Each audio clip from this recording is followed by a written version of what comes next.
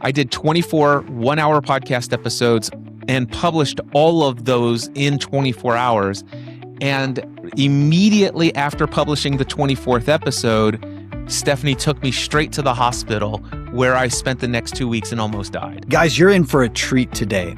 As you listen, pay attention to a couple things. The power of a spouse who believes in you before you believe in yourself, and how boundaries, margin, and mindset eventually become the difference between survival and freedom.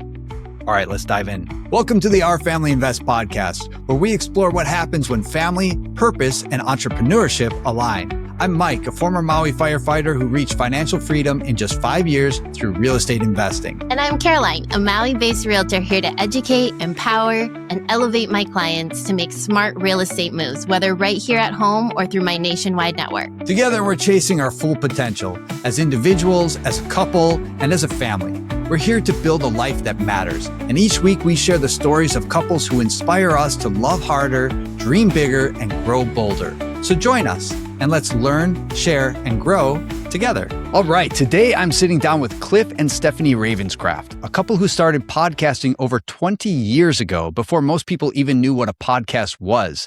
They walked away from stability. They fought their way out of significant debt. They stepped into entrepreneurship with no guarantees.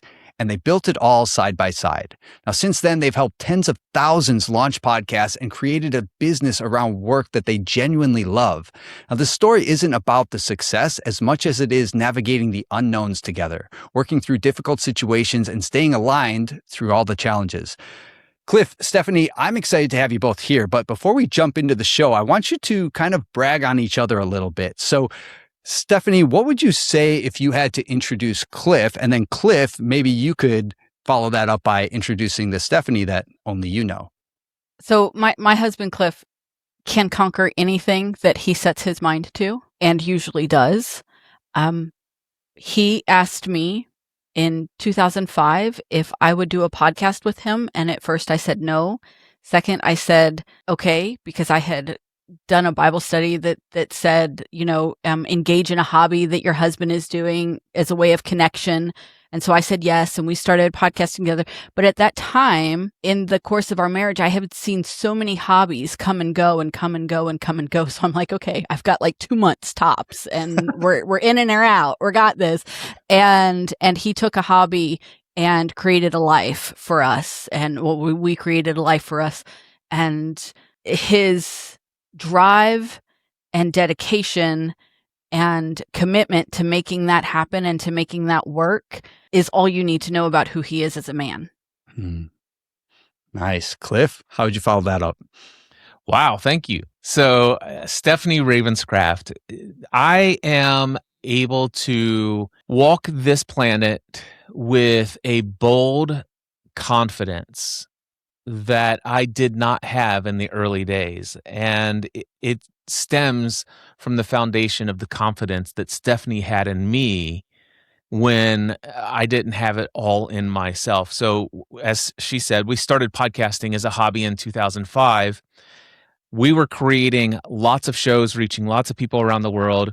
And there were all sorts of signs that were pointing to the possibility that we could potentially make a living from doing what we felt most called to do in the world, instead of me taking over the family business that my grandfather started in 1937, where I was next in line to take it over. I had all of these conversations with individuals who were like, Cliff, I've been an entrepreneur my entire life. I've never had a day job. Let me tell you all the ways you could make money. And I'd come home and tell my wife all of those things. And it was her that in September 2007 said, that's it. You are leaving your day job. You and I both know that this is what we are called to do. If we have to sell the house, we will sell the house. We'll do whatever it takes. You've got this. We've got this. I've got your back. Let's go make this thing happen. And I will tell you, I did not have the courage to make that decision on my own. I didn't even have the courage to even suggest that we go that route. but she had that confidence, and it gave me all the confidence I needed, or that gave me all the courage I needed. My confidence came much later, after all of my worst fears didn't come true, and some of them did come true, but we made it through it, and confidence came later. But her confidence has been strong in me, and I owe so much of my success to her. Ooh, I love that. And I love that you're talking about like, her confidence in you is kind of what helped you step into the person that she knew that you were before you actually believed that, right? Yeah. That's so good. That's so good. So I want to get into all that. And I wish that my wife was here, and she's supposed to be here. But sadly, she had something else on her calendar that came up. But I know that I would be, or I will be, disciplined if I do not ask you how you two met and what your first date was like. I'll let Stephanie answer that one. No, hold on. I love that he would be disciplined. Our first date was a blind date. We were set up by friends of ours. A girl that I worked with was dating his best friend at the time, and they thought that we should get together, and we went on a date. And Cliff is a little bit older than I am, and so I had to, talk to my dad and get permission and all this stuff. And my dad says it's not going to be an every weekend kind of thing, but you can go on a date. And we've been married for 30 years in August. So. Wow. The fun thing is that before we went on that date, because we had talked on the phone, and we talked for hours upon hours every single night leading up to our first date. And her dad very specifically said, listen, this is not an every weekend thing. And he was right. It was an everyday thing. And I'd say for the first 15, 20 years of our marriage, I don't think we were ever apart for more than 10 to 14 days. It has been an incredible 30 years together. That's amazing. I love hearing that. All right. So let's go back to before podcasting. What were you guys doing at that point? At that point, I was a stay-at-home mom. Before podcasting, we had just had our third child. So she was an infant when we started podcasting. And I was staying home, and I was very much doing the mom thing, completely supporting him in what was looking like taking over the family insurance business. And like, we were just, in my mind, we were the typical American family. Yeah. And he worked long hours, long days. He put in a lot of work to make sure that our bills were covered. We did have a lot of debt in our early marriage, and that took up a lot of time and resources to bring that down and get to where we are now. We were introduced to Dave Ramsey, so we became debt-free in February 2007, and I think it was about a 5-year journey, if I'm not mistaken. That sounds right. Yeah, so it was a 5-year journey to become debt-free once we started Dave Ramsey's Baby Steps for Financial Freedom, whatever that thing is, Total Money Makeover, whatever. Yeah. So, I worked around the clock. So I briefly alluded to the fact that my grandfather started a business, a family business. It was an independent insurance agency selling auto, home, life, health, business, every kind of insurance you could sell for multiple different companies. My dad took that over, and my mom became his partner, and I was working for my mom and dad. I did that for 12 years, and for 10 years before I became full-time self-employed as in the field of podcasting, I was also an associate pastor of a church. So that was an unpaid position, but it's something that I did for 10 years, preaching and teaching and leading small groups, and then leading leaders of small groups and all this other stuff. So, but that was in my free time. So I've always been the type of person, I got a very deep work ethic from my dad. And so I probably worked in insurance at the time before podcasting, maybe about 60 hours a week. And ministry was taking up somewhere between 10 to 15 hours a week. And holy smokes. Yeah. So, and that was my life. I had I had the role model of your work and the things you do is your identity. And so it just seemed natural to me. It didn't seem odd or out there or anything like that. It's like this is just what has been modeled for me and seems to work well for my dad. And I was just following in his footsteps. Okay, that's a lot. So you're already working a ton. You've got young kids, and then, 2004, 2005, I think the term podcasting wasn't even coined until 2005. So like, what was that first conversation like when you're like, hey, let's start a podcast? I laughed. Yeah. I'm not kidding. I laughed. Cliff has a great ability to go all in and hyper-focused on any one interest at any one time, but the span of that focus can last anywhere from hours to months. So I was in the pattern of expecting habits to come and go and come and go and come and go. It was the pattern. And so when he said, do you want to podcast with me? I laughed. I'm like, who's going to listen? Like, that's ridiculous. No one's going to listen to two people from Kentucky talk about anything. I was wrong. I was humbled quickly. But but I did laugh. And then it was a Bible study that I was part of at the time that suggested to invest in a hobby that your husband is interested as a form of connection. And so I came back and I was like, okay, I will do it. I'll podcast with you. Like, didn't I say I do it like twice or so? I don't remember. I think I put like a. I don't think you put a caveat on it. I think you said I'll do it, and I think maybe I didn't. I think your expectation is that it'd probably last 2 or 3 times, and we'd be done with it. Well, but then go ahead.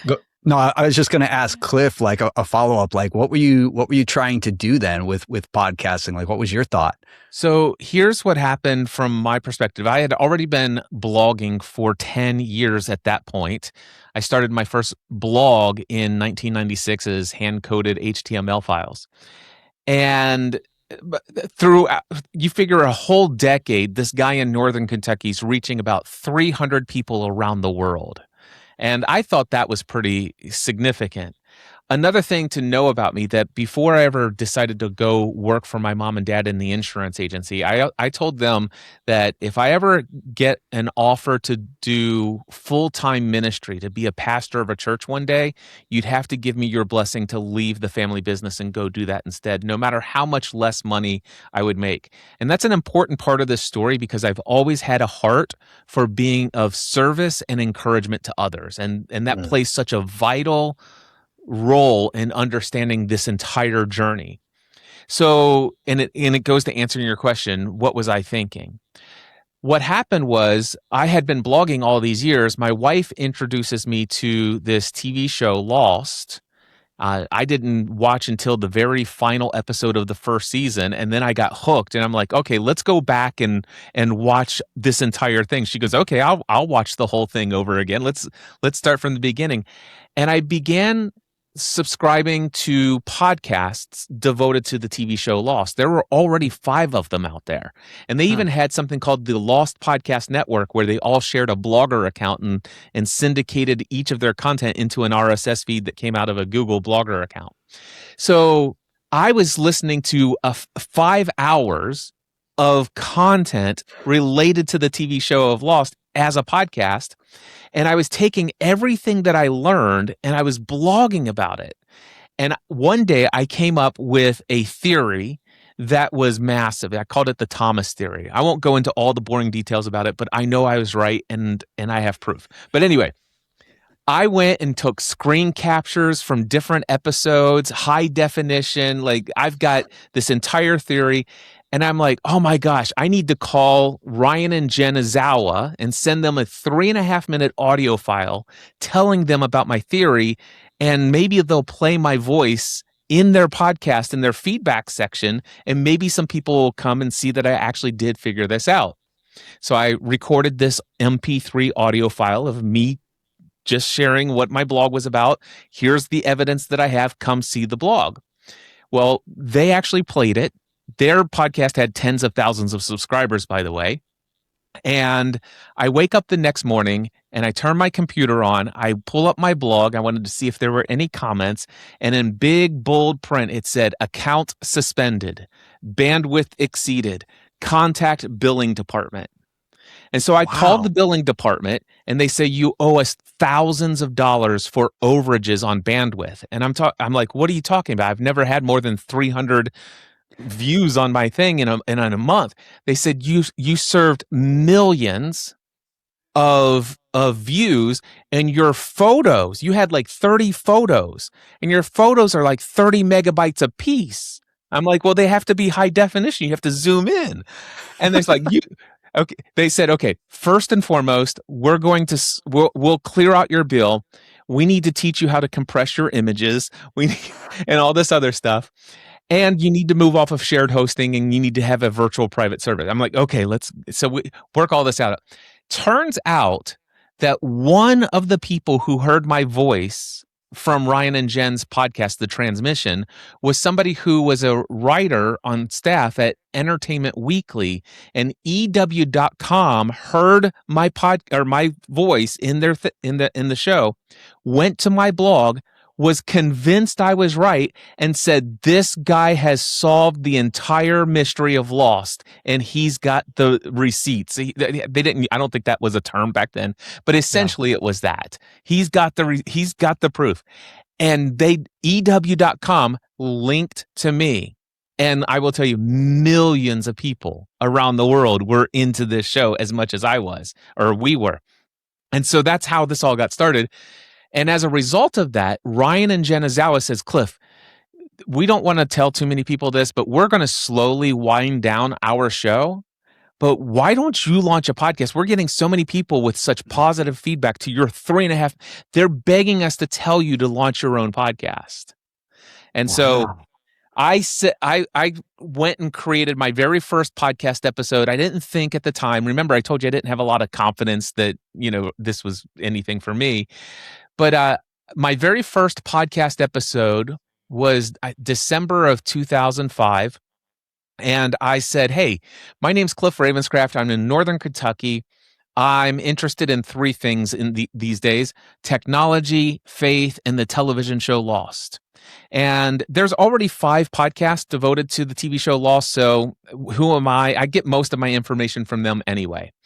So as far as technology is concerned, the only people who are actually listening to podcasts right now are people who are early adopters of technology. You probably, as a listener, know more than I do. And everybody else who has a podcast is a technology podcast. I learned everything from them. So who am I to do that? And by the way, I'm also very interested in faith, but pretty much all of the faith category is brought on by all of these Christian broadcasters who have been broadcasting on the radio for the last 30 to 40 years. So my podcast is called Generally Speaking. Welcome to the Generally Speaking podcast, where each episode I will choose one topic, because I understand you may not be interested in all 3 of them. So look in the title of the episode. It'll say Lost, and then hyphen in the title of the episode. And if you only want Lost episodes, just delete the faith and technology episodes. And I said all of this, introduced it, and then I said, okay, now that I've got the introduction, now you know how this show works, I'm going to talk about Lost. And I talked about Lost for the rest of the episode. To my surprise and shock, over 500 people downloaded it within 24 hours. Wow. And the overwhelming response was, Cliff, I don't care about what you have to say about faith. I could care less about technology. But if you did a podcast about Lost, I would subscribe right now. So I went to Stephanie. I said, hey, would you like to do a podcast about Lost? And she said yes. And we sat down the very next week. And I said, hello, everyone, and welcome to the weekly Lost edition of the Generally Speaking podcast network. Because I knew in that very moment, this was not going to be one podcast. This was going to be a network of shows. I was going to have my faith podcasts. I was going to have my technology podcasts. And this is just the weekly Lost edition of this podcast network. And that's how it got started. Wow. Interesting. So you knew, like, you were trying to create a channel for everything that you wanted to do, right? The faith, the technology, the lost, like they were all going to be separate podcasts. You knew that from the beginning, like you saw that I fork? knew it from the feedback that for 10 years I'd been blogging about those three topics. Or well, Got it. 10 years I'd been blogging about anything I'm interested in. For the past year I had been blogging about Lost as well. And so I'm just like, okay, my blog is generally speaking about the things I'm interested in. My podcast will be and it was very clear people want niche content. I'm like, okay. So there'll be a podcast for Lost. There'll be a podcast for technology. There'll be a podcast for faith. And I did launch, by the way, all those shows. A couple of details. By our third episode, we had already been reaching 27,000 subscribers around the world. And the reason why is because we were invited to be the sixth podcast, Lost podcast, added to the Lost Podcast Network. So they had already established tens of thousands of subscribers there. And that gave us a voice. And then Stephanie and I launched the Desperate Housewives fan podcast, the Grey's Anatomy fan podcast, the Heroes TV show fan podcast, the Doctor Who fan podcast, the Twilight Saga podcast, the Hunger Games podcast. We were reaching hundreds of thousands of people around the world as a married couple. And people were asking us all sorts of questions about our marriage and money. And so we started a podcast called Family from the Heart. People were asking me about technology. So I created a podcast called Business Tech Weekly and Help I Got a Mac. And hundreds and hundreds of thousands of people were begging to send us things. And so we got a P.O. box. And this right here contains hundreds of thank you cards, postcards, and handwritten notes from people who says, what you have shared in one episode has radically altered or changed my life. 3 of these handwritten letters are people who said, I chose not to commit suicide. One of them says, because of something you and your wife talked about in your podcast, my kids have a dad in their life again. It's this that made me ask myself the question, what would life be like if I could actually not pastor a church, not take over a family insurance agency, but do podcasting for a living? Speak into a microphone, entertain, encourage, motivate, inspire, and equip others around the world. Wow. Okay. I need to take a breath for a minute because that is wild. And that is not a traditional trajectory. And I've never heard anyone getting that kind of success overnight like that, where you're dropping, you're too much bandwidth for your server, and then 27,000 subscribers that quickly. Like, that's absurd. That's absurd. Those are absurd numbers. Diary of a CEO never started like that, right? Like, wow. Yeah. That's a lot. So, okay. So you kind of like, I didn't know what to expect coming into this episode. And so I'm kind of going through your story based on the information that I was provided. And I'm thinking, man, how did this guy grow this thing? So, and I had all kinds of questions lined up to ask you, but now it's like, wow. So I know you teach a lot of other people how to podcast and do that, but you can't repeat that formula, right? And I imagine you're not doing a lot of the Heroes podcast and the Desperate Housewives. Are you guys doing all of those yourselves, or are there other people that are running them on your network? Well, we were doing those ourselves, and then there were some that we had other co-hosts come in. Okay. When Grey's Anatomy first started, I was podcasting with a friend who had started as a listener to the Lost podcast. Okay. We had made a connection and become friends, and so she and I did the Grey's Anatomy podcast together. And I think a lot of that overnight, that 27,000, like right away, the breaking the blog, that was the Lost phenomenon. None of that could have happened without that show. And to this day, like when we built it, we've been in this house for 11 years. And when we built this house, this is the house that podcasting built. But podcasting built this because of Lost. It would have never been possible without that television show. So there were a few there and early days of the Lost podcast, our neighbor sat in with us for, I don't even know how long Probably she was on about there with 4 or us. 5 but months. 4 or 5, yeah. So our neighbor was on, and it was the three of us who did the podcast together. When did it go from once a week to twice a week? Because we would do an initial reaction right after the show aired, and then we would do a more in-depth live episode. Well, I think they were both live, but then we would do a more in-depth episode on a Saturday night. Yeah. And we had small kids at the time, so like bedtime had to be strict, and everybody had to be down because we have to watch television and take notes and then go and record a podcast. And with all of these, we were recording almost every night of the week. Yeah, we were recording. So to answer your question, Mike, we either Stephanie or myself or us together were in every podcast that we were producing. So Stephanie had shows where she had a co-host with someone else. I had 3 or 4 other shows where I had someone else other than Stephanie as a co-host. But every show on our network, one or both of us were on the show. And so for just myself, I know that in the past 20 years, I have personally 55 shows and over 5,000 episodes. Stephanie's probably, I haven't looked, she's probably over 15 different shows that she's had with us together, or her own with somebody else, or her own solo shows. And she's probably close to maybe 2,000, 3,000 episodes. I had that paper somewhere. You wrote it down for me. I had a paper on my desk where you have written every show that I've been on and how many episodes of those shows, but it's missing now. So, but here's the thing: this is a labor of love. I mean, if you, I just held up the box of the handwritten stuff. This does not even address the hundreds of emails every week pouring in from people saying, voicemails when we had a voicemail line, or voicemail feedback hotline, just constantly. You guys, what you just shared, this is changing my life. This is making my life better. It just over and over again. And as a result of that, it just, from a ministry standpoint, I was like, I'm drawn to this.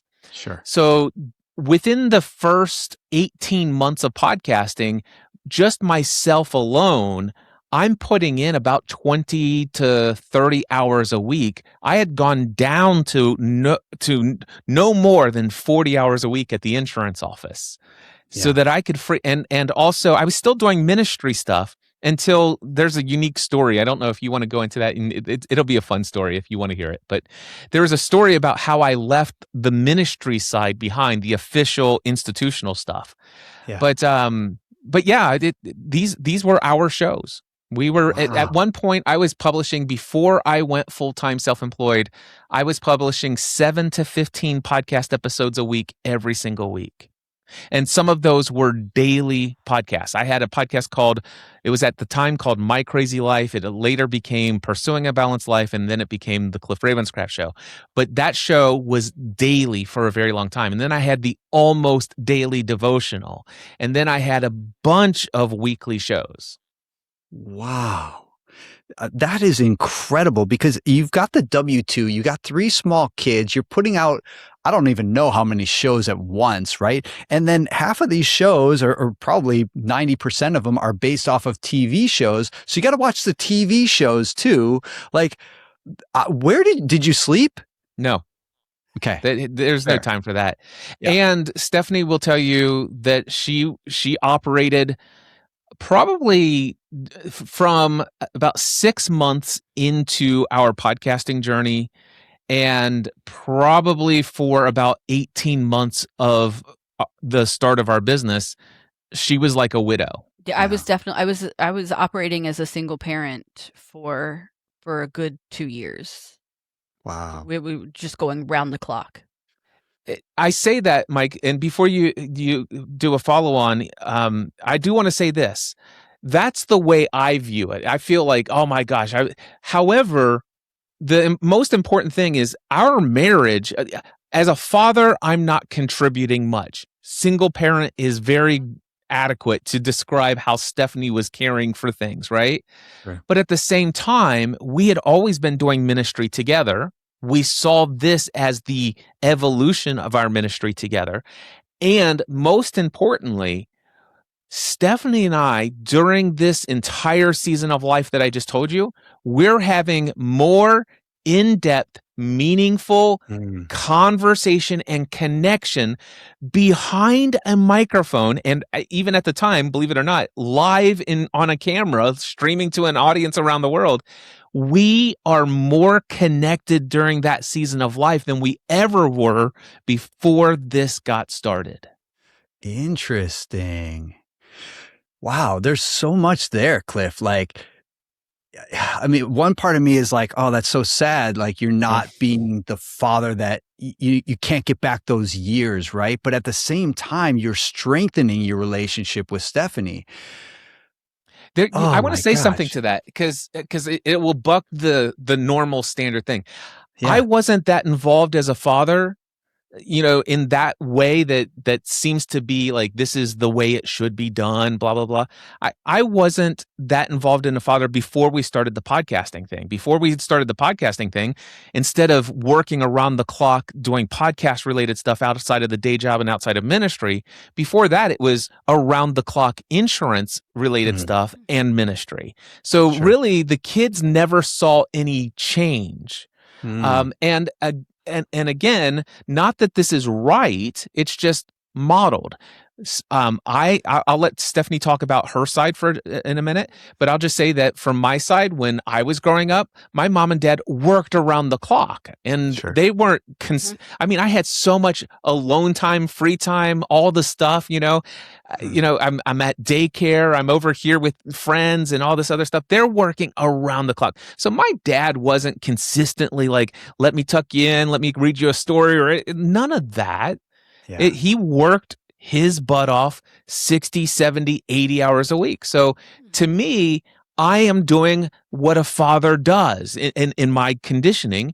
A father works hard and provides for the financial needs of the family while anyway, you get the idea. Stephanie, share your experience. Why this wasn't such a problem for you because of your experience growing up?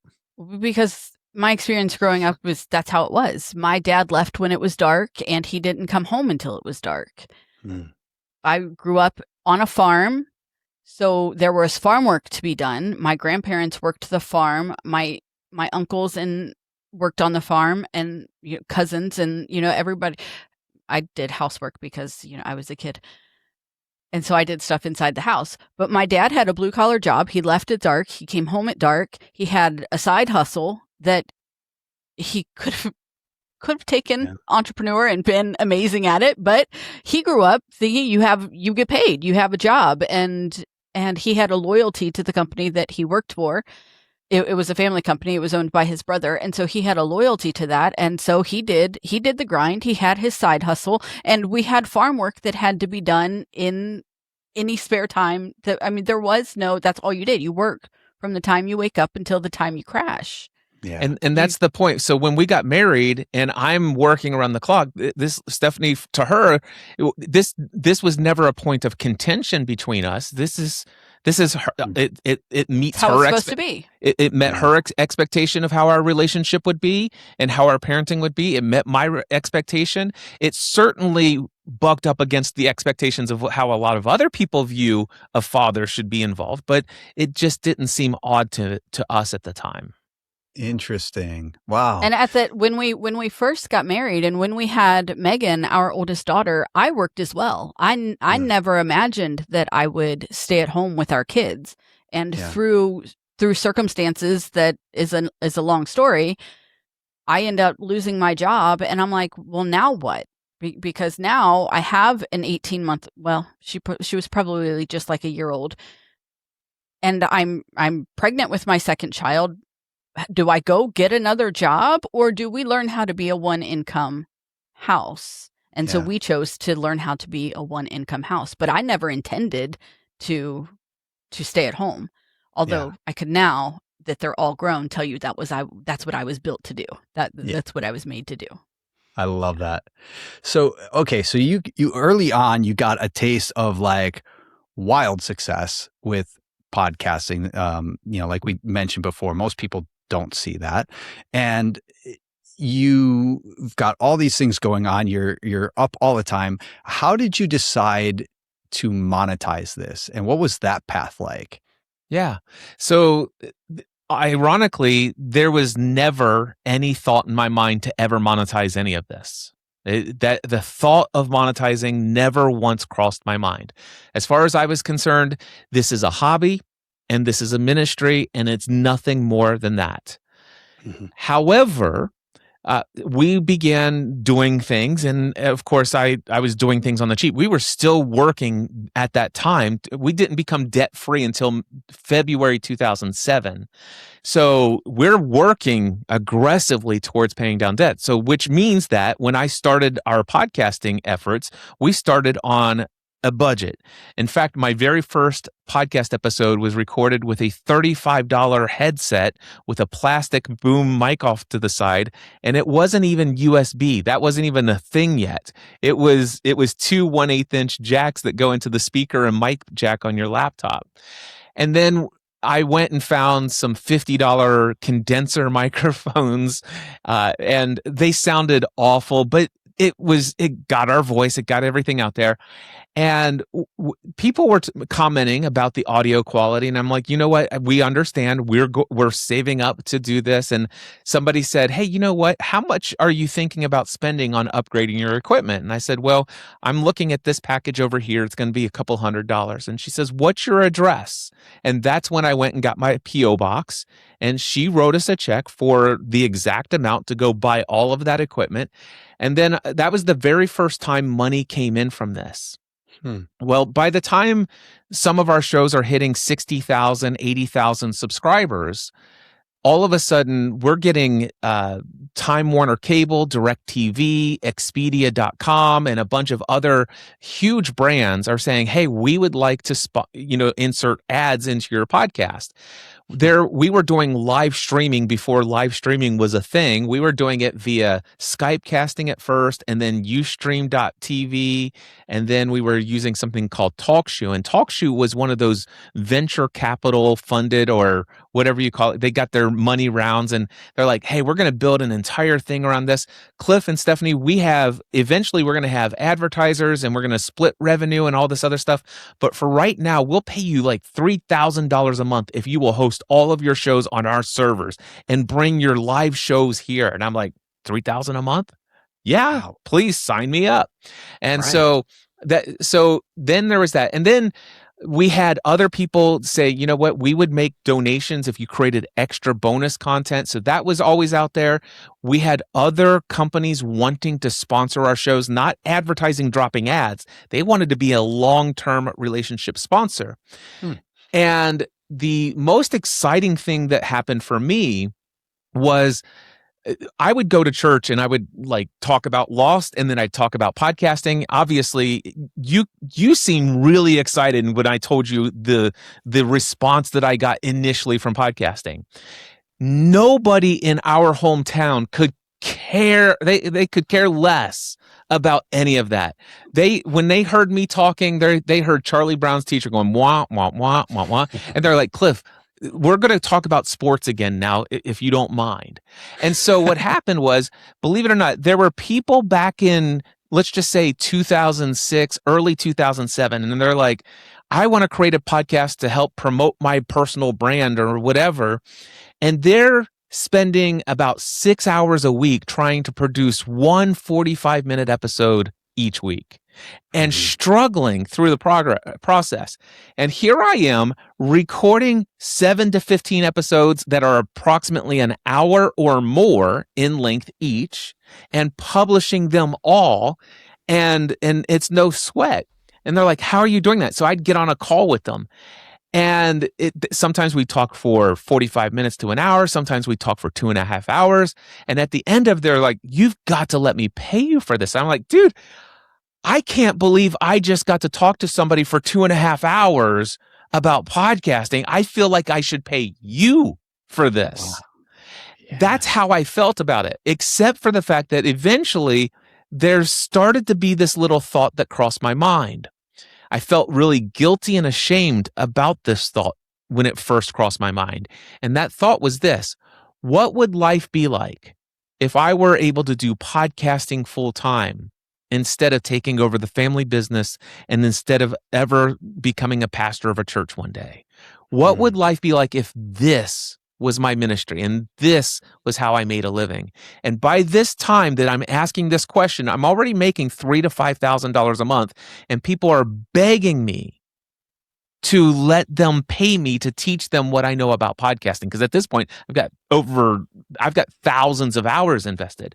And so I decided to test it. Would people pay me? I started hosting workshops. Like, hey, I've got this software. I can do 15 people live. I'll teach and I'll answer questions. It's $150 per person. Sold out instantly. I'm like, wow, okay. And then I did that over and over again. And I'm like, wow. I started offering in December 2006, after 1 year of podcasting, I started Podcast Answer Man over at podcastanswerman.com. And then the very first episode, I said, listen, my name's Cliff Ravenscraft. I've been podcasting about a year. Pretty much everything I've told you so far was in this episode.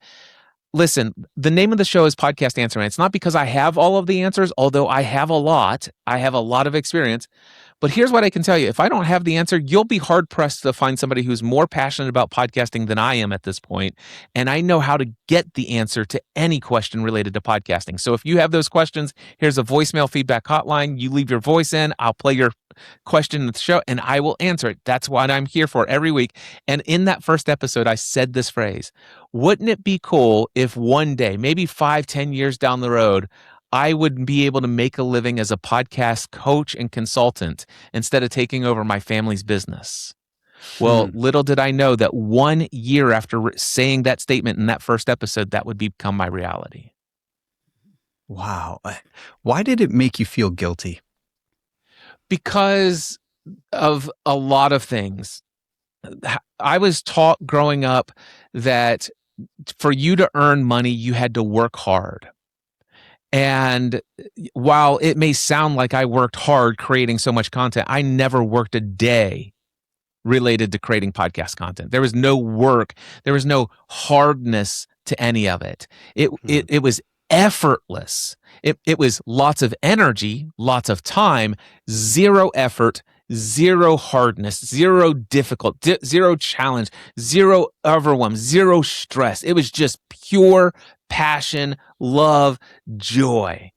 And I felt guilty charging people money and earning a lot of income doing something that I love when so many people I know are struggling to get by financially, and they're stuck doing jobs that are so unfulfilling and are soul sucking and energy draining. And I felt guilty because it was right as the time this was happening. I was in the insurance industry, so I saw a lot of what was coming with the financial collapse of 2008. I saw it before it actually happened. So people in my industry who didn't have the same job security I had, my mom and dad were never going to fire me. That I had job security. Meanwhile, I've got people who are my friends and my peers who had $200,000 a year jobs, and they were sole income earners for their family, and they're getting laid off left and right, and they can't find a job, and they're struggling. And here I am. Who am I to think about leaving my job security and doing this thing that it's like getting paid to do karaoke for people who love to do karaoke. It's like being paid to go golf or something like that. Who am I to live a life where I get to earn my income doing what I love? And I felt a lot of guilt and a lot of shame early. And it took a while for me to understand that. In fact, it was a year and a half, 2 years after I was full-time self-employed before I really took care of some of those limiting beliefs. Yeah. When you had that conversation with your parents about leaving that W-2, how did that go? Like, did they understand what you were doing?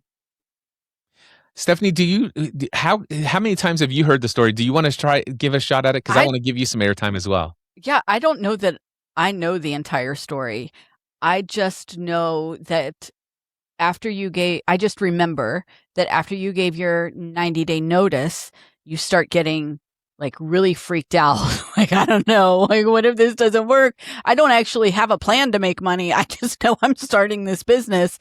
And he goes back to his dad and he's like, what if I did like part-time and your dad's like, no, you're either all in or you're all out. You got to choose one. And I don't think Cliff, aside from me, because this was my decision, I said, it's time. We're going to, whenever he said that on Podcast Answer Man in early 2007, I then had to live with the miserable Cliff that he became, struggling with the guilt and all of his feelings about how much time he was giving to podcasting and only 48 hours to insurance. And that's where our money was coming from. So I was the one in September who said, no, that's enough. I'm cutting it. Like, it's time. It's time. She actually said, my kids need their dad back and I want my husband back. Yeah, that is what I said. He became miserable. But directly in line behind me, Cliff's biggest cheerleader is his dad. Yeah. There is no other person on the planet who has been more supportive and I think tried to be understanding of what podcasting was before he knew what podcasting was than his dad. It's hands down. So I want to tell this story. So I come home from a string of bad days at the office. And the bad days are because at this point, it was December 2006 where I started Podcast Answer Man and I started to have this dream. Now we're talking September 2007. This is 9 months of me dreaming, right? With really little belief that it's possible. But I can tell you right now, at this point, for 9 months of the first 9 months of 2007, every single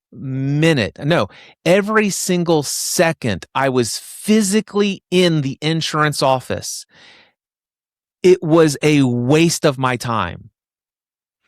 And what I mean by that, it was a distraction from what I most knew I wanted to do. And so for 9 months, that career that was the lifeblood, financial, everything, it was soul sucking. Now, today, I know a lot about mindset that I didn't know then. I had very little, actually, no, I had no emotional intelligence back then. But because of that, I told myself some really negative stories about this insurance job, and I just hated it. And so after 9 months of that, I come home one day and she goes, "That's it. I draw the line. We're already making $3,000 to $5,000 a month. This is in your free time. Imagine what you could make with this. You've had all these conversations with these people who told you can do it. I believe you can do it. This is what you and I both know. This is what we're called to do. We'll do whatever it takes to make it happen. Tomorrow, you're going to tell your dad you're going to quit. You're giving him a notice." And I'm like, okay. Ironically, we actually started up our podcast and made an announcement to our podcast audience, and I published it immediately, letting them know that tomorrow I'm putting in my notice. and of course, I knew my dad and my mom weren't going to hear it because they weren't listening to my podcast back then. And so I wake up the next morning and I'm like, oh my gosh, I'm freaking out. What's my dad going to say?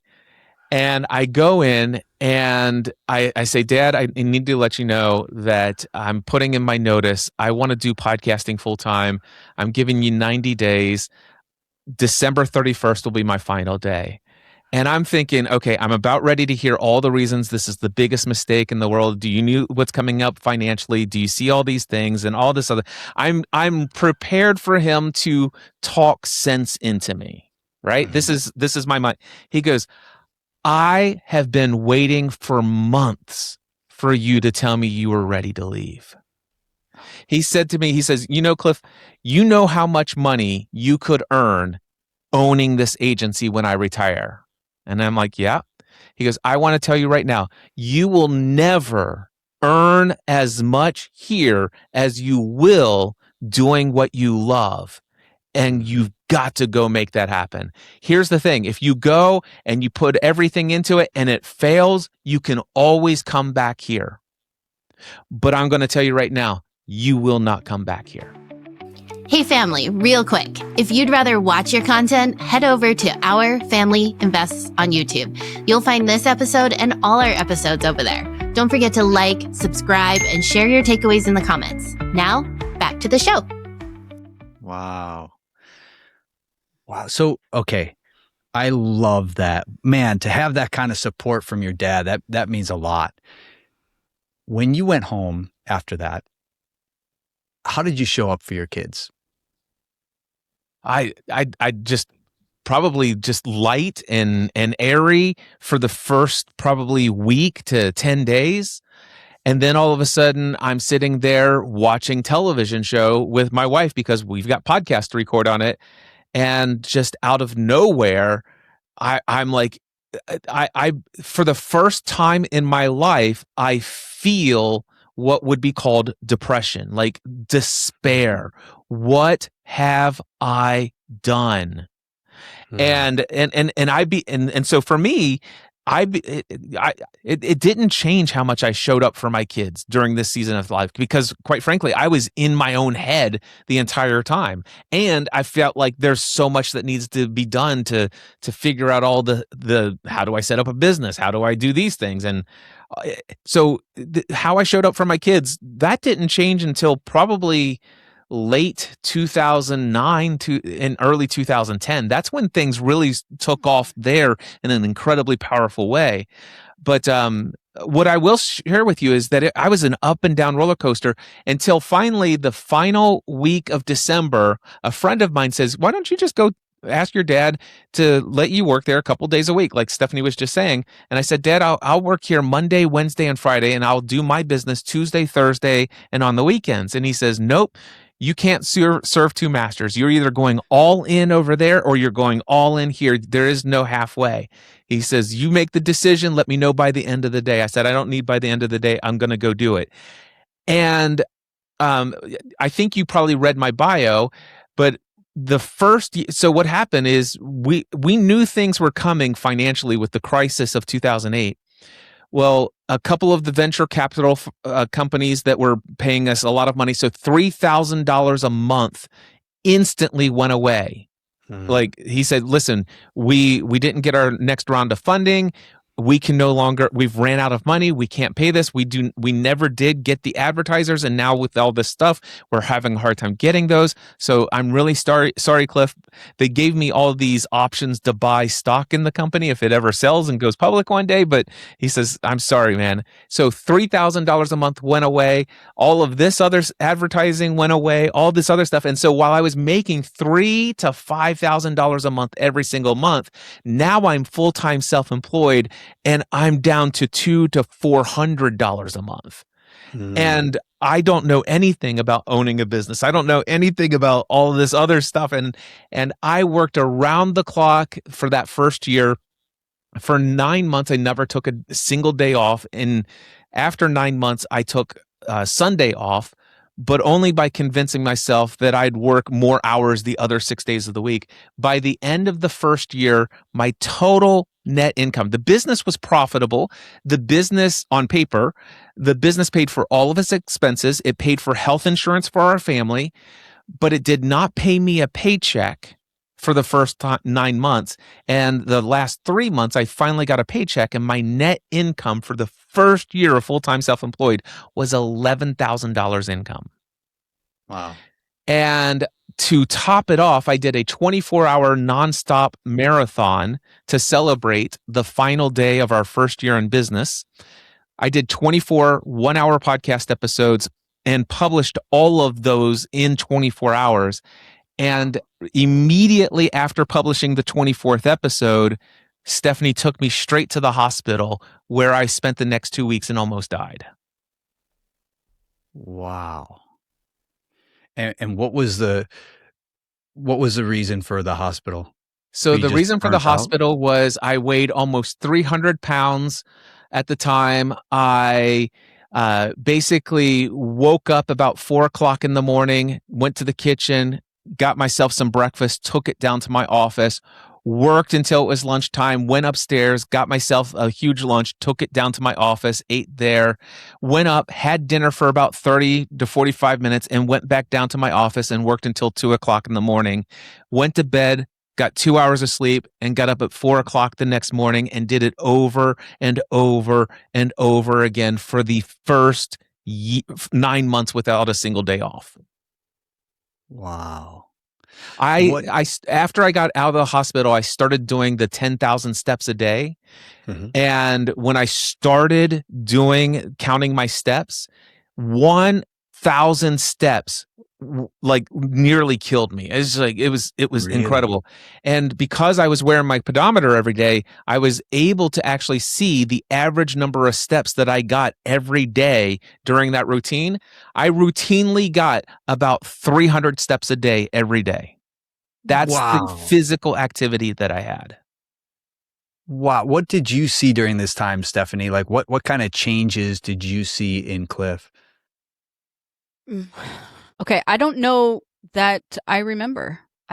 I don't know that I remember, because while he was doing, his 4 a.m. to 2 a.m., I'm taking kids to preschool and, 2008. So I have a 3-year-old that I'm chasing around, and so they would have been 8, 6, and 3 at the time. And so, we've got school and packing lunch and picking up and play dates and all of that. And I'm making dinner and doing groceries and doing the laundry. And, he pops up like a groundhog every now and again. And I didn't really notice anything. And also keep in mind that while all of this is going on, keep in mind that Stephanie and I are in deep conversation and watching television shows and having conversations in a podcast for about 5 hours a week every week. Also, a couple of other things. My daughter Megan and I watched Hannah Montana at the time, and we had the Hannah Montana fan podcast. And my daughter was 8 years old, and it was her podcast, but I co-hosted it with her, and we talked about life lessons that we could learn from each episode. My daughter had a podcast with 38,000 subscribers. Wow. Yeah. We were incredible. Just busy. We were just busy. And I don't think, like, at the time, health wasn't even... It just wasn't on our radar. It just wasn't on the radar. I weighed 220 pounds at the time. And that was when, like, right when, I don't know if it was after you came out of the hospital or before, but I had started my own weight loss journey because I couldn't keep up with a 3-year-old. I couldn't breathe chasing after a 3-year-old. So I'm like, I have to do something. And I think that might have been before. It was Cliff before mine. Went into the hospital, but we were busy, and yes, we were connecting in conversations, and like we were having so much connection and so much dialogue, and all of this time, but everything else was spinning. Like there were too many plates to keep in the air. Yeah. To really catch what was going on. Yeah, that's what it sounds like. You guys are both aligned pretty well through this whole thing, which is shocking to me, looking at it from a 30,000-foot view. What has changed for you guys till today? Like, you're not still living that kind of lifestyle, I assume, right?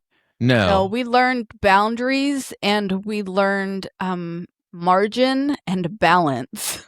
I think those are the 3 greatest lessons that came out of my 30s, and which is a lot of that early building the business was in my 30s. Boundaries, balance, and margin taught us so much. And now we make our own schedule. We work because we want to, and create our own hours, and we're able to do that because we worked through the grind, and we know not to go back there, number one. But there are a couple of things I want to say. Go ahead. So first off, when things shifted for me, once I got out of the hospital, I began a fitness journey. And that was up and down for several years until November 2014. And then I made a commitment at the time. I was going to work out 6 days a week, every week for the rest of my life, which I did for 6 years until they shut down the gyms during COVID. But I lost over 150 pounds, put on about 40 pounds of muscle mass, and radically altered my life there. But during that process, I began a personal and professional development journey. So I was reading all of these books like Think and Grow Rich and just every personal and professional development book under the sun. At this point, I had clients, people who mentors and peers, people who were writing books that I'm like, oh my gosh, now they're my client. Dan Miller, author of the book 48 Days to the Work You Love. And then all of a sudden, Dan Miller invites me to come speak on his cruise. And there's a whole story about that. I go there. All of these clients come as a result of that. And he connects me to Michael Hyatt. Michael Hyatt becomes a client. Now I'm speaking on Michael Hyatt's stages for his platform conferences. He's the first 100 podcast episodes that Michael Hyatt did for his This Is Your Life podcast. He mentions my name specifically and told his audience to go hire me to help them launch their platform as a podcaster. 67 out of 100 episodes, I got that. I didn't pay anything for that advertising. And Michael Hyatt was one of the top ranked blogs globally for entrepreneurs at the time.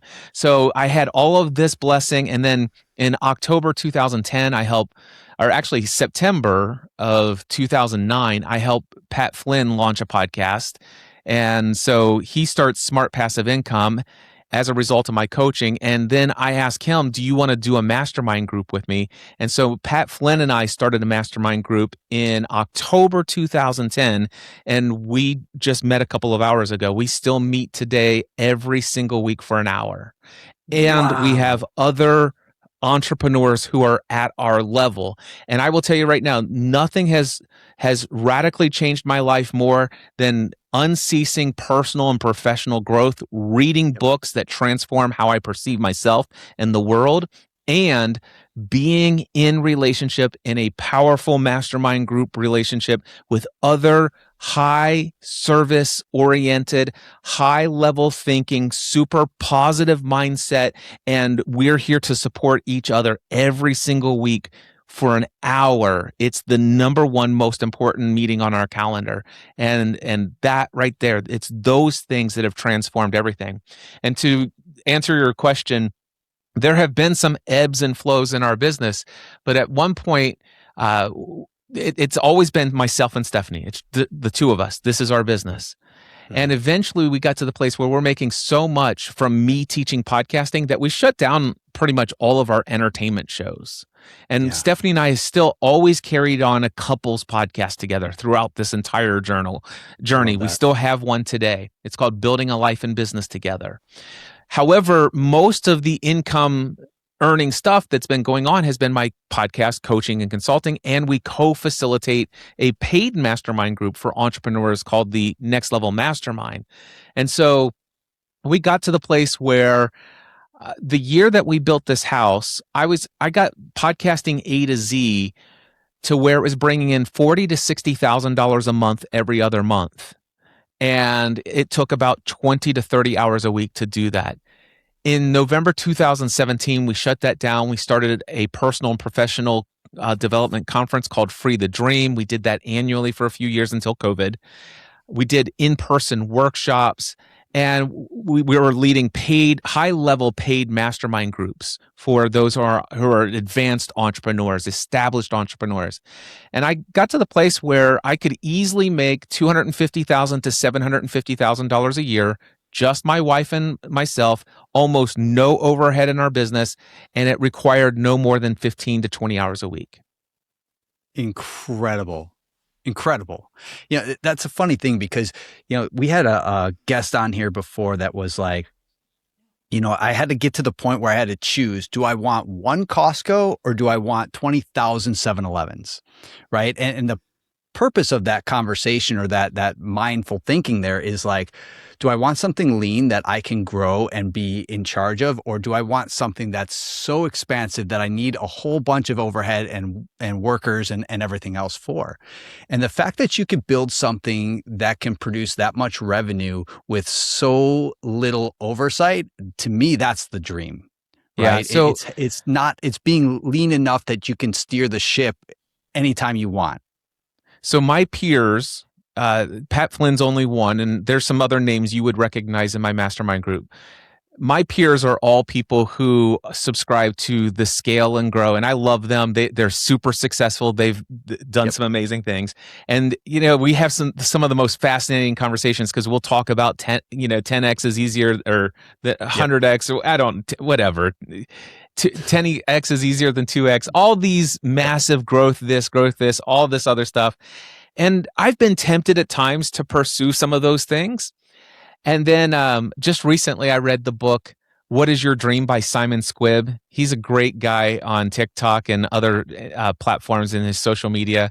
Great book. It's called What is Your Dream? And I resonated with like 65% of that book until he got to the place where it's all about scaling, hiring the right people, delegating everything out, and then you sell the business and blah, blah, blah, and you have freedom. And I'm like, nope, that's not me. I don't like the E-myth. I don't like all this. I love it for the people who it's for. But I finally am getting around. Right now, I'm in the middle of reading Company of One by Paul Jarvis. And I love people who have stories, who built significant, massive things where they never had any employees outside of themselves and or their business partner. And my wife is my business partner. I love that. That's so good. Wow. Okay. I want to start wrapping this up because I do want to be respectful of your time. I mean, I can ask you a million more questions, but looking at where you're at right now and everything that you've gone through, what do you think that your kids gleaned from your experience? And where do you foresee them going with all that they've learned from watching your journey? Our kids have learned that anything is possible. They can do literally whatever they want to do. And they learned that, by watching our entrepreneurial journey. Yeah, you got it. I can't say that word. I can hit it once out of every 5 times I try. But they've learned that out of our journey, but they've also learned that we gave them the space to learn who they were and what their dreams were and what they wanted to do. We didn't push, like, you don't have to work in our business. You don't have to take over. You don't have to, Megan's podcast when she was 8, that was because that's something that she wanted to do. And so our youngest daughter will graduate college in May, and she's headed to law school. Wow. That's her dream. She wants to work on changing policy for the aging community. And that's her passion. That is, she's getting her bachelor's in social work, and she's going to go to law school, and she's going to do that. Our son, he didn't know what he wanted to do. So he came out of high school, he got a job, he worked for 2 years. He said, you know what? I think I want to go to college. Can I still do that? Yes. He went to college for a year. He's like, there's nothing here that I want to do for the rest of my life. Came home, got a job, worked for a couple years, and said, you know what? I found what I want to do. I want to be a teacher. He's back in college now, studying to do that. And he has a love of anime. So he's found a passion for Japanese, the language, and culture. He'll be going to Japan this summer to study. Nice. And I don't know that teaching is what he'll actually end up doing, just because of a lot of the education system, but he does want to teach people, and right now he thinks he has to have that degree to do that, and that's fine, Yep. And our oldest daughter is an event planner, and when she went into college, which was, now, again, our kids went to public school. College is pushed heavily. So while we didn't put the expectation of college on our children, the school system did. Sure. And so Megan had this desire to go to college, from a very young age. That's what she was going to do. And so she's getting ready to go off to college. She's 18, and she's like, I don't know, what do I declare? Like, I don't know what I want to do. How am I supposed to decide what I want to do at 18? To which we then asked her, if you don't know what you want to do at 18, why are you going to college? It was a roundabout. It was just a wheel of questions asking back and forth. And then Cliff told her one day, I think it was coming up on her sophomore year, Megan, stop thinking about what you want to do for the rest of your life and pick a major that you could do a lot with. That made sense to her. She ended up getting a major in communications. She has a minor in American Sign Language. And she is an event planner because somewhere along the way, she fell in love with event planning, but her communications degree helps her a great deal in that. But now she's started a side hustle. She's doing weddings and planning, day of coordinating for weddings. And so she has a W-2, but she is also starting a side hustle. And also a couple of things there for Megan, because I think you hit the big spots for the other two, but a couple of other things. Immediately upon graduating, she got a PR position, public relations position for a major museum in Bowling Green, Kentucky, and did all of their PR, was on television stations all of the time, hosted big events, fundraisers for the organization. Then she came up here and she got she did all the wedding facilitation for all of Cincinnati parks. So it was a pretty big, prominent thing. But then she met some other people who are in the business. And today she works at a nonprofit in, let's just say, the Ritz part of town. And she has you could not dream of how she rose into the position that she currently has. And it's actually put her in such a position that she has the ability to do this side hustle. And the other things that I will say is that one of my favorite things was Stephanie and I both went to Unleash the Power Within together. And I can't begin to tell you the amazing amount of power that experience had for the two of us, especially walking on fire. That is awesome. I think every married couple should consider walking on hot coals together. It'll change your life forever. But we came away from that event with what we call shared language about personal and professional development. We came home and began using that with our kids. It transformed how we showed up for them. That's when things really took off. And me personally, I ended up taking, I don't think McKenna ever went to Unleash the Power Within, did she? But my other two, my oldest, I've taken them to Unleash the Power Within. And so they've been through this. And I created Free the Dream, or Stephanie and I created Free the Dream Conference, which is our own version of Unleash the Power Within, just without the firewalking, because I didn't have the insurance for that. Tony's got more money for insurance than I do. But anyway, we created our own like rah annual conference, and my kids spoke on stage at this event. Yeah. And I also want to give a shout out to Matthew. When he was, probably 4 years old, he had a podcast that I did with him called Gaming with Matt. And even though McKenna was just a toddler, all three of them together did a podcast called The Kids Show.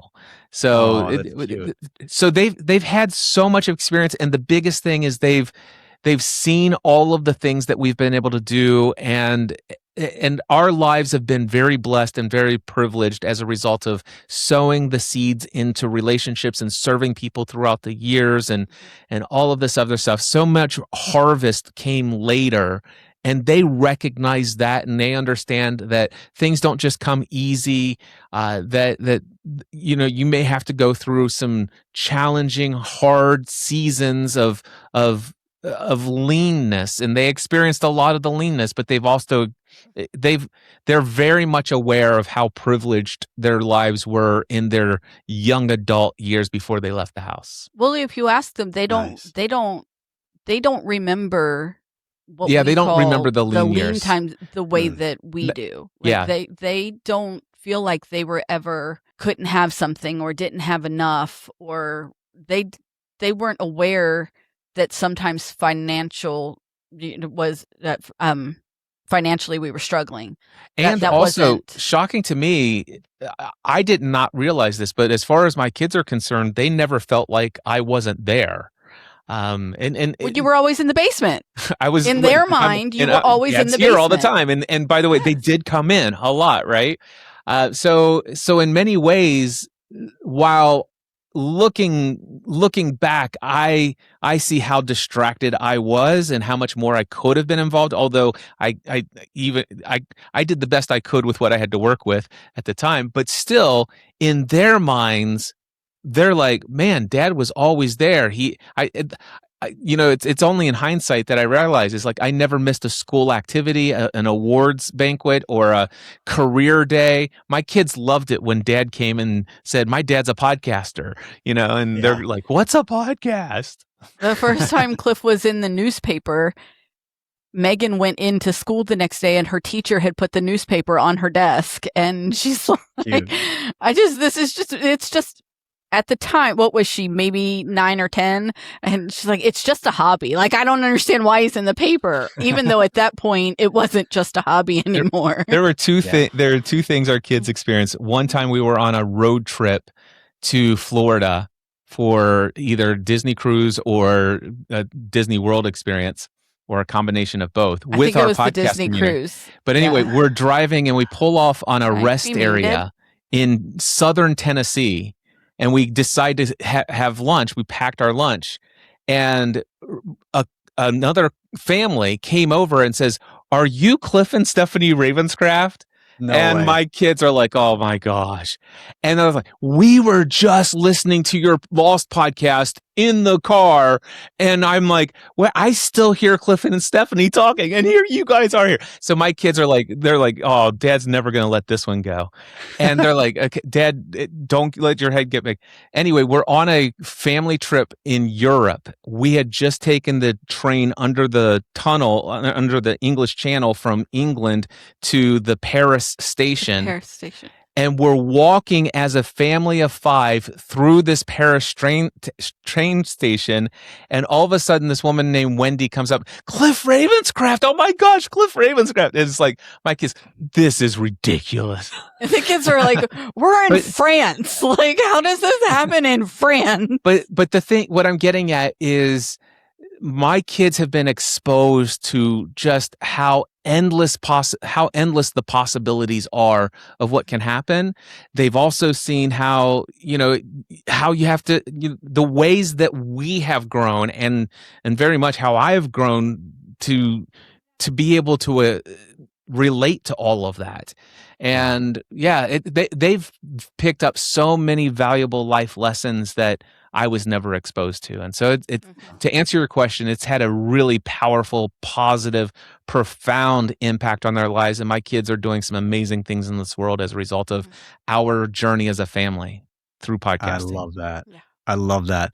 All right. 4 more questions. I'll get you out of here. These are pretty quick, but I'll start with the first one. Who or what has inspired you most along your journey? Could be a person, a place, a book. Dan Miller, author of the book 48 Days to the Work You Love. You asked me, Cliff, how long did you deal with that guilt, or why did you have that guilt or shame? It was all about feeling guilty about doing something I love. I was listening to Dave Ramsey all the time back in the days, and I always heard him talk about his best friend, Dan Miller. "I'm going to send you a free copy of his book, 48 Days to the Work You Love." Well, I went and got the book, and that book changed my life. I did a 10 podcast episode series on that book and shared all of my thoughts about how this is transforming my understanding of who I am, why I'm on this earth, why this is actually the right decision. And it just helped me unload so much baggage. I was so excited about it. And I just want to share this. So, I came across a blog post that said 4 steps to how to achieve any goal. And I'm like, this sounds way too good to be true. And the steps were, believe it's possible, write it down, tell other people about it, and work the plan as you become available. Well, I had a daily podcast. And so I was like, well, this is what I'm talking about today. So guys, I found this 4-step formula for how to achieve any plan. It says, if I do these 4 things, I'll get whatever I want. So let's just test it out. I want to tell you my goal right now is to meet Dan Miller, author of the book 48 Days to the Work You Love. But here's what I want to tell you. I do not want to meet him at a conference where he's up there speaking. I'm in a group of 10 or 15 people. I shake his hand, tell him how much he's had an impact in my life, and then he goes to lunch and he doesn't remember having the conversation with me. I want to literally tell him that I've personally been responsible for selling thousands of copies of his book. And that not only has this transformed my life, but I've got over 100 letters from people that talk about how his book is. I want to have that level of conversation to where he'll never forget me. So that's my dream. All right.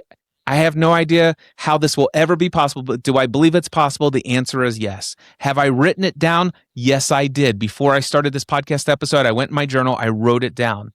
And step number 3 is tell others. Guess what I'm doing right now here in this podcast episode? And then step number 4, it just says work the plan as it becomes available. And if you don't know what that is right now, just wait. It'll reveal itself. I'm like, okay. So I hit publish. 47 minutes later, I get an email from a guy named Andy Traub. Hey, Cliff Ravenscraft, I listened to your podcast. I happen to be working with Dan Miller on a project right now. And I want to let you know he already knows who you are. He would love to meet you. Would you like me to connect you? I'm like, yes. Within 7 days of me doing that, Dan Miller is a guest on my podcast. We have a conversation. I'm like beside myself. After that conversation was over, we stay on the line. He says, Cliff, can I hire you to consult with me about my podcast? We schedule a consulting call. 3 days later, he says, Cliff, what do you think about my show? I said, Dan, I love you. I love your book. I love what you share in your podcast, but your podcast audio quality is terrible. I've sent thousands of people to your book and everyone loves it. I've sent thousands of people to your podcast and nobody likes it. And they said the content is great, but it hurts the ears. He goes, Cliff, wow, thank you for having the courage to tell me that straight. It is in alignment with all of the feedback I get, and that's why I'm here. What do you have in your studio? Tell me about what you have learned and what you've... And I said, I bought all this stuff. And he says, how much would all that be? And he's like, I told him, and he says, can you order all of that, put it in a box, and come to my home in Franklin, Tennessee this weekend? And I'm like, yeah. He goes, you can stay in my guest bedroom. I'll take you to a show here in Nashville. And then all day on Saturday, you can set up my podcast studio just like yours. That happened within 2 weeks of me saying that on the podcast. And Dan Miller, I can tell you right now, Dan Miller is the one who eventually introduced me to Michael Hyatt. Between those two people, I can personally trace more than $4 million in revenue to those two individuals. Wow. If anyone is just listening to this podcast and not watching it, I literally had to pick my jaw up off the floor right there.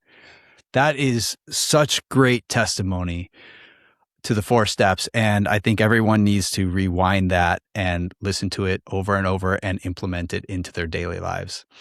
Wow. Stephanie, you want to follow that up? I will. I'm actually going to say Joanne Miller and also Paula Foster. I did not meet these two women. I mean, Cliff had already had a relationship with their husbands, working relationship grew into friendships. I did not meet these two women until 2010 when we went on that cruise with where Dan had asked Cliff to speak. And we took our whole family on that cruise. We took our kids out of school and made it a learning experience, and we all went. And so we had been in business for 2 years at the time, maybe 2.5, because I think it was like spring when we went. And we had been podcasting for 5 years, and no one in our circle understood what we were doing. And so I had no one who I could lean on, who I could talk to. These women gave me acceptance and understanding and love and the best hugs ever. And while I don't have a daily relationship with them now, they are in my daily life because they gave me that when it was so needed. And now I can give it to others because I'm on the other side. Wow. So. That's great. Wow, 2 amazing answers. Okay, next question. How do you find peace? I'll go first. Peace is my natural state of being. So who I am as created by the creator of all things is one that is at peace. And so if I ever want to experience who I am at my core. All I have to do is drop everything that I hold in my mind that is not that, and then I experience it. Wow, that's pretty deep. Stephanie? I mean, I agree. I don't have to go looking for it. Peace lives within me always. And when other things try to come in and infringe on that, I just have to drop them away and I am at peace again. Yeah. Yeah. Jesus said, the kingdom of God is within you. Mm-hmm. I love that. If you could sit with your younger self for just a moment, what is one thing that you would whisper to them? I would say, you know what? That's a different way of asking a question I've been asked a lot. What would you say, what would you go back and say to yourself? I will say I'm going to answer this question even though it's worded slightly different, and I was tempted to go down a different path. But what I will say is this: I hope I would never be able to have the opportunity to have such the option to do that, because I am who I am, and I'm where I am today because of all of the fear, all of the anxiety, all of the decisions, all of the trial, all of the error, all of the mistakes, all of the not knowing. If I would have gone back and say it's all going to work out and I can just tell you blah blah blah, that it would change things, and I would not want to change. And I've experienced a lot of negatives. So we've talked about some highs here, but we've had some really low lows, but they were all necessary for me to be who I am today and how I show up in the world. So I hope I'm never given the opportunity to go back and whisper to that younger version of myself, he did just fine on his own. That's good. I like that answer. Very different, very out of the box, and very insightful. Stephanie, how about you? I mean, I just second that and I think he got it from me first because I have said many times, like, I can't change anything in my past because everything in my past has made me who I am today. And I like who I am. I love who I am today.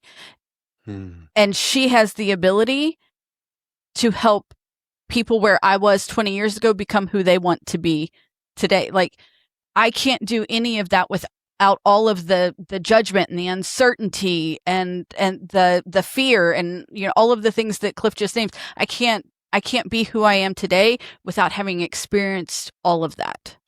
Yeah.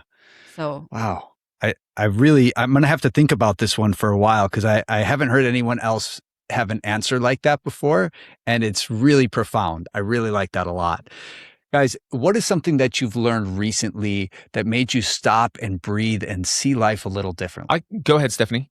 Okay. I have, it's last spring.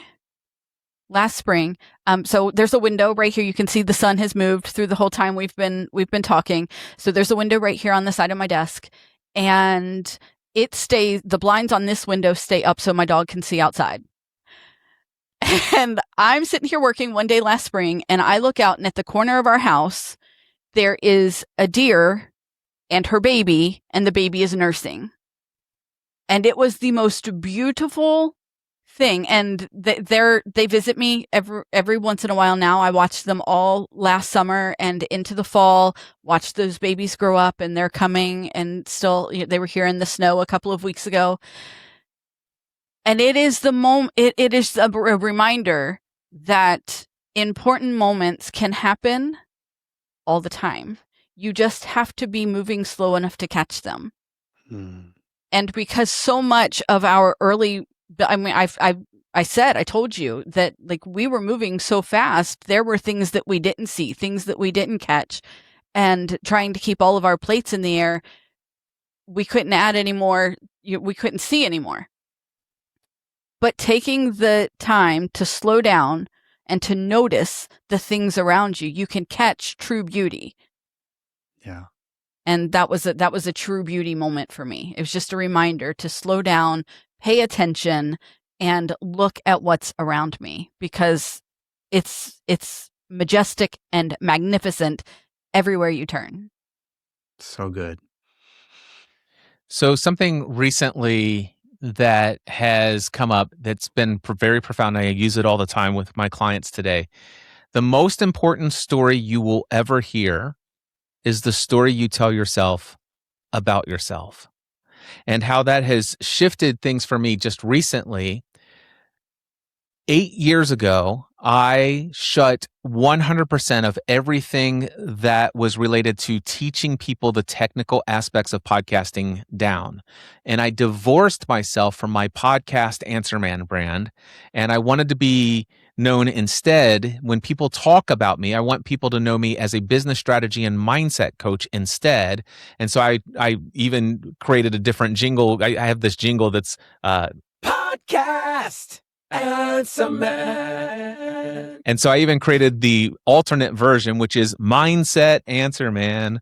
And so basically for the last 8.5 years, I've been known as the Mindset Answer Man instead of the Podcast Answer Man. And I've been adamant about not going to podcast industry conferences.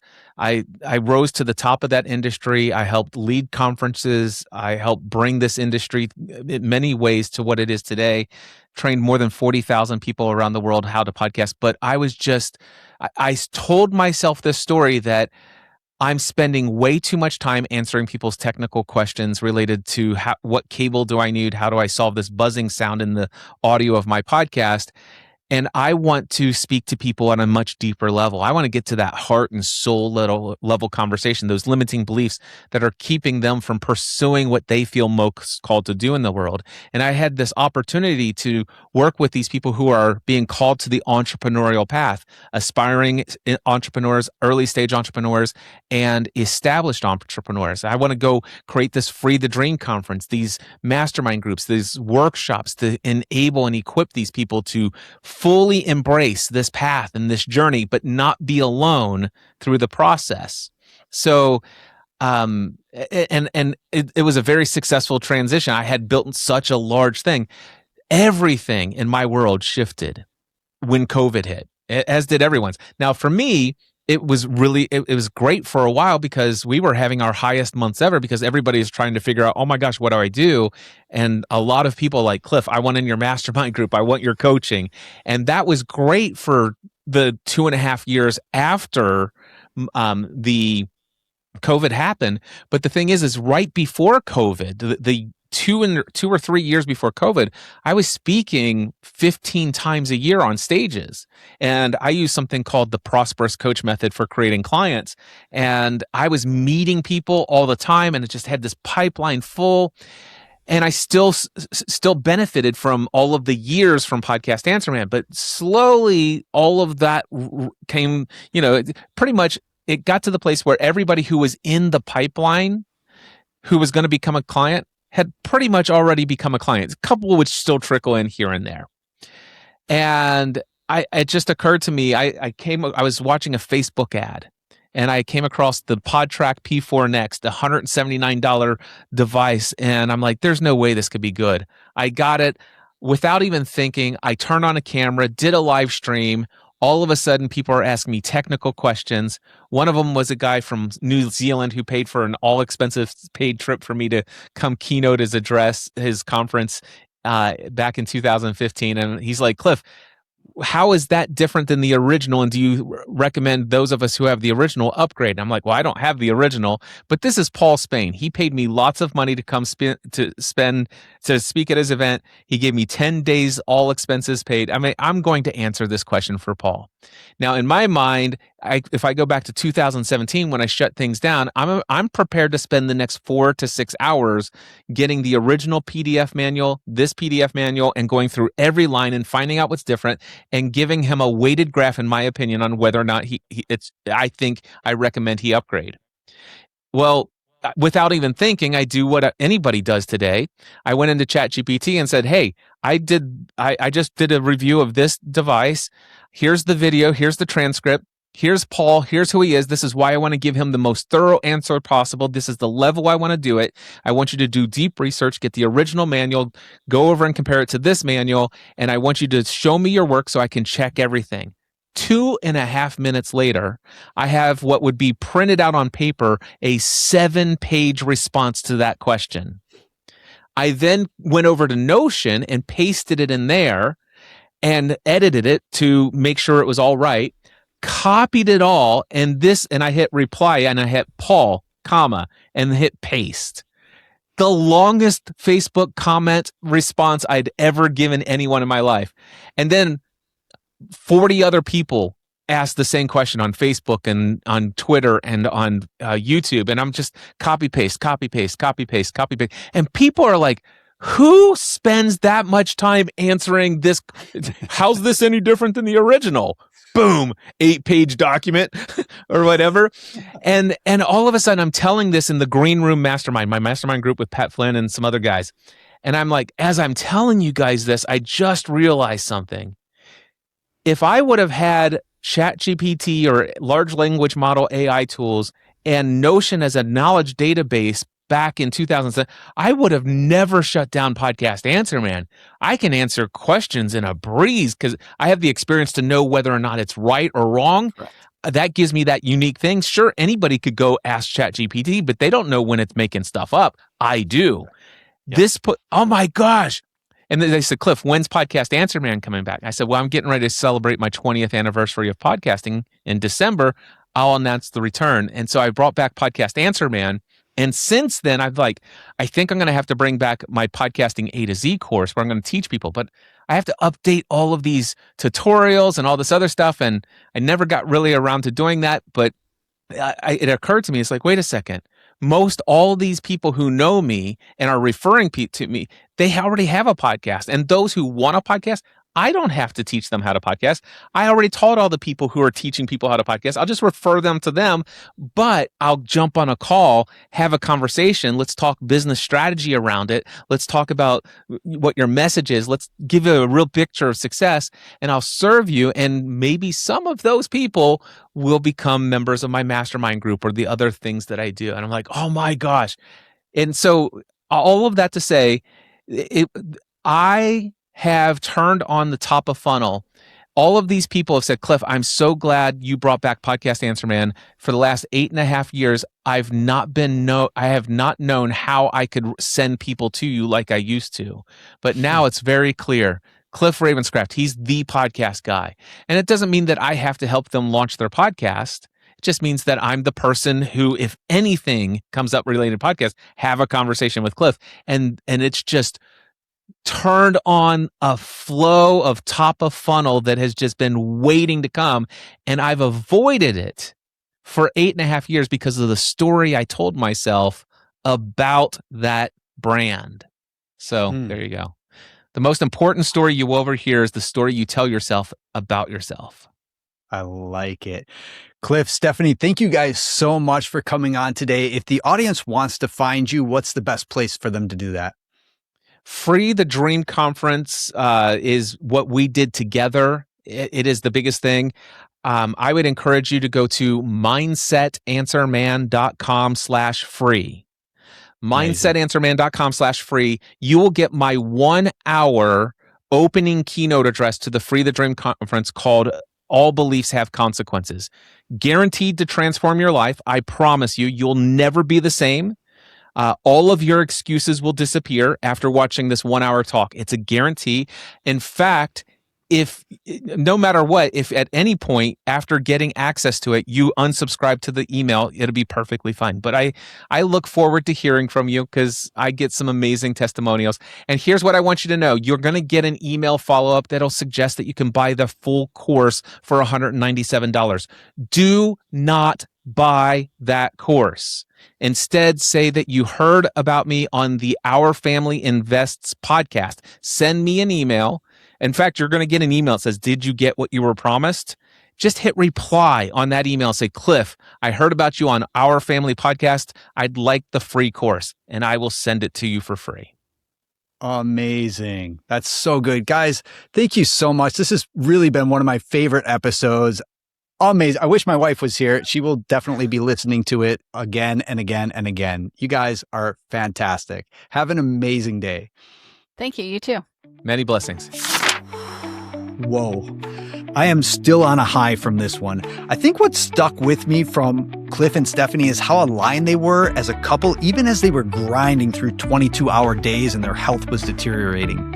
Now, for me, some of the biggest takeaways was that sometimes confidence might need to be borrowed, right? I love that Stephanie had the confidence in Cliff before he had it in himself. and that it wasn't until he was able to grow in that confidence that he began to thrive. Second was that grinding has a cost, and they paid it, right? Physically, emotionally, before they learned those boundaries and margin. Third is that your kids are watching the whole time, and sometimes they remember the presence more than the pressure you felt.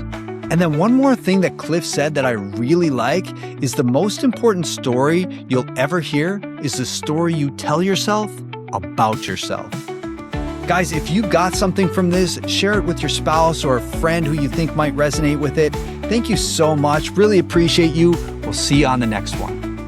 Thanks for being part of the family today. If you want a closer look at our journey through real life, business, and all the wild adventures, follow us on Instagram at Our Family Invest. And for free resources to help you on your own path, head to ourfamilyinvest.com. If you like this episode, send it to a friend. And if you're feeling extra generous, drop us a quick review. It really helps us grow this community. Thank you so much for being part of our family today. We really, truly appreciate you.